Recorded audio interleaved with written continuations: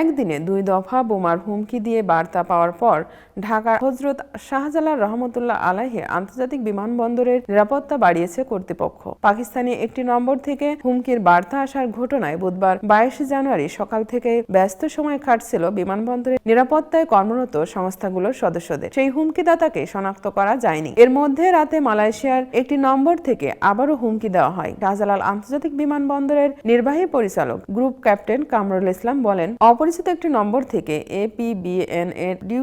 APBN এর duty অফিসারের নম্বরে আমরা আরেকটি সম্ভাব্য হুমকির বার্তা পেয়েছি। এরপর প্রোটোকল অনুযায়ী আমরা সবগুলো এজেন্সির মধ্যে সমন্বয় করে কাজ করছি এবং নিরাপত্তা বাড়ানো হয়েছে। বিমানবন্দরের কার্যক্রম স্বাভাবিকভাবে চলছে জানিয়ে তিনি বলেন, আমরা কাউকে ভীত না হতে অনুরোধ করছি। বুধবার রাত 11টার দিকে হোয়াটসঅ্যাপে হুমকির ওই বার্তা আসে। পরে বৃহস্পতিবার 23 জানুয়ারি সকালে জানানো হয়, নিরাপত্তা তল্লাশি করে কোথাও কিছু পাওয়া যায়নি। রাত 2:30টায় তল্লাশির কার্যক্রম সমাপ্ত ঘোষণা করা হয়। ঢাকা মহানগর পুলিশ জানায়, এর আগে বুধবার ভোর 4:37 এয়ারপোর্টে এপিবিএন এর ডিউটি অফিসারের হোয়াটসঅ্যাপে একটি পাকিস্তানি নম্বর থেকে বোম থ্রেটের বার্তা আসে। ওই বার্তায় দাবি করা হয়, রোম থেকে ঢাকাগামী বিমান বাংলাদেশ এয়ারলাইন্সের BG 536 ফ্লাইটে 34 কেজি উচ্চমাত্রার বিস্ফোরক রয়েছে। বুধবার সকাল 9:20 ফ্লাইটটি ঢাকায় অবতরণের পর 250 জন যাত্রী এবং 13 জন ক্রুকে নিরাপদে নামিয়ে আনা হয়। বেসামরিক বিমান চলাচল কর্তৃপক্ষের chairman air vice marshal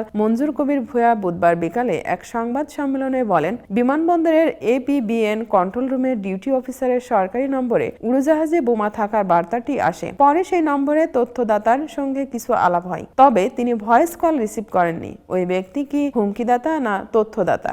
A প্রশ্নের উত্তরে বেবিচক চেয়ারম্যান বলেন, তিনি তো হুমকি দেননি, তথ্য দিয়েছেন। তবে যে কেউ বাংলাদেশে বসেও পাকিস্তানি হোয়াটসঅ্যাপ নম্বর ব্যবহার করতে পারেন। ওই তথ্যদাতা একটি ল্যাগেজের ছবিও পাঠিয়েছেন, যে ধরনের ল্যাগেজে বোমাটি থাকতে পারে বলে তার ভাষ্য। এয়ার ভাইস মার্শাল মঞ্জুর কবির বলেন, পরে আমরা খবর পেয়ে আমাদের প্রোটোকল অনুযায়ী ব্যবস্থা নিই। সকালে অনেকগুলো ফ্লাইট ল্যান্ড করার কথা ছিল, আমরা অন্য সবগুলো ফ্লাইট আগে নামিয়ে দিই। ওই এয়ারক্রাফটের ল্যান্ডিং এর পর একটু দূরে থার্ড টার্মিনালের সামনে নিয়ে যাওয়া হয়, যার কারণে এয়ারপোর্টের স্বাভাবিক কার্যক্রমে কোনো ছন্দপতন হয়নি। তিনি বলেন, উড়োজাহাজ থেকে আগে যাত্রীদের নামিয়ে এনে স্ক্যানিং করে গাড়িতে উঠিয়ে এয়ারপোর্টে টার্মিনালে নিয়ে আসা হয়। এরপর তাদের প্রত্যেকটা লাগেজ একটা একটা করে এক্স-রে করে তল্লাশি করা হয়। দুটো সন্দেহভাজন লাগেজকে আলাদা করা হয়, সেগুলো খুলে পরীক্ষা করেও কিছু পাওয়া যায়নি। এরপর এয়ারক্রাফটের কার্গো থেকে প্যালেটগুলো নামিয়ে একটা একটা করে তল্লাশি চালানো হয়।